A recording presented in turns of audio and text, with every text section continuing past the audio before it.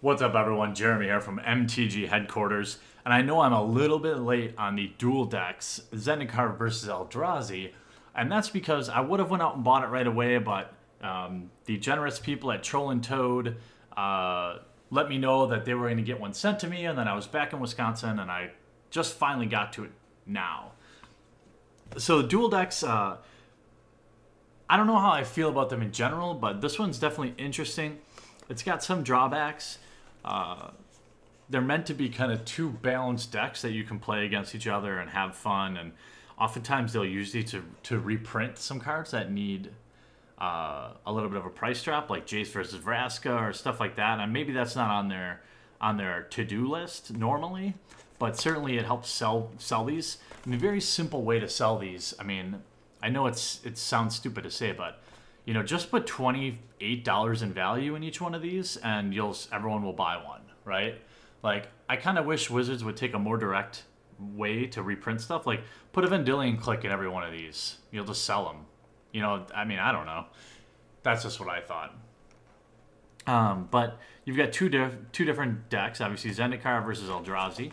I thought it was a great time to open this up and go through the cards that you get. It's been established by the Tolarian Community College did a review on this deck, and he didn't think the decks were that balanced, and I'm not great at just looking at them and knowing, but he also said that there wasn't a ton of value in this set. Usually if you want to get value out of a dual deck, you buy it right away, and then, you know, maybe you sell off the stuff you don't want or whatever, but interestingly enough, this one maintains maybe $15 in value, but again, this isn't for everyone, and a lot of what Wizards prints isn't just to make you money, you know? You've got two spin downs. I hope that they have an original... No, they don't. Just the dual deck symbols. But I shall collect them nonetheless. You get two little deck boxes that are usually big enough to fit the decks unsleeved. One of the biggest complaints about these is at least, like, make them big enough for people to put sleeve decks in. But nonetheless. And guess what I'm going to do? Because I got this for free, I'm going to give this away for free. So you decide, you leave a comment down below on which art you like the best. And maybe some thoughts on the dual decks, and I'll pick one of you guys at random and I'll send it to you for free. I just shipped out all the prize winners of the last contest, so most of them should already have it by now.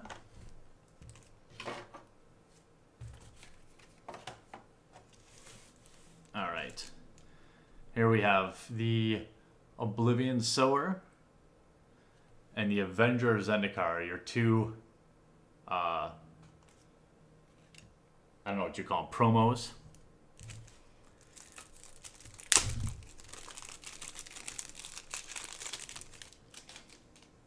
All right. Let's zoom in a little bit so you can see some of the art. Butcher of Malachor. Not all, I mean, many of these are not new arts. But I always like when they do alternative art for dual decks. Didn't they do one for Heroes Downfall too? I thought that one was great. Helion Eruption, Rune Servitors.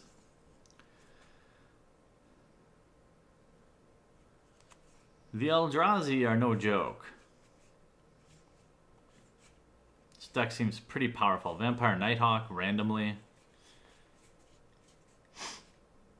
Forked Bolts. I mean, those have some value. But a lot of people just like to keep these, you know, sleeved up. Look at they look like on the top margin seems a little thin. But, you know, maybe, hey, throw like a Bloodstained Mire in here or something. I don't know. Just saying. But they're still cool.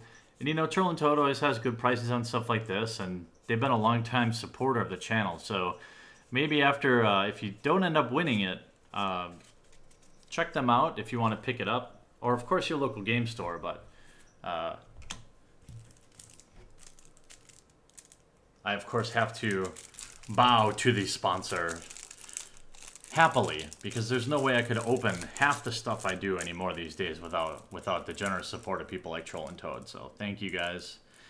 And thank you all for checking them out too. I know a lot of you do, and whatever the sponsor is, and I really appreciate that. Now, if I could just open this, we would be off to the races. So I think with dual decks, the question of worth, again, like I've discussed in a previous video, they're almost never quote-unquote worth it if you look at them from a purely financial standpoint. But they're fun to play. They're great ways to get other people in Magic. You can duel them up, keep them all up, and battle different dual decks against each other. And I don't know. I think they're pretty fun just to own. You know, Scut Mob, Veteran War Leader there, Primal Command. I could have reprinted, like, you know, certain other commands that are very expensive. But again, I don't think that is like an outright purpose for them.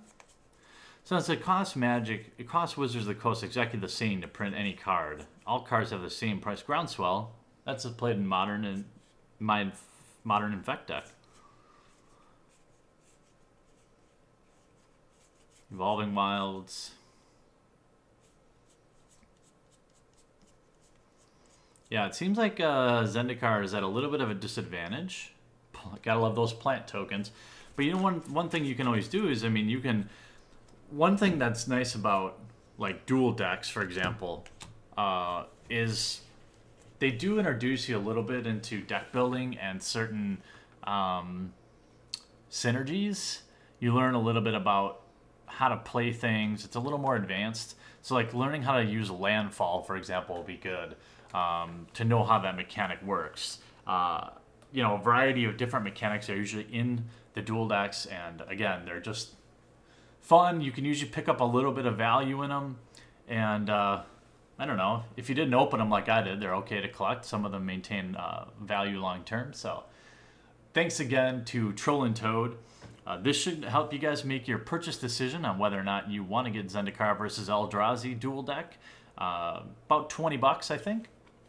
And always a lot of fun. So thanks for watching this video. We'll talk again real soon. Hope you enjoyed the video. And if you haven't already, check out some of our most popular playlists, from MTG vlogs, sick gameplay videos, new product breaks, and some insane vintage openings. I upload 3 to 4 new Magic the Gathering videos every week.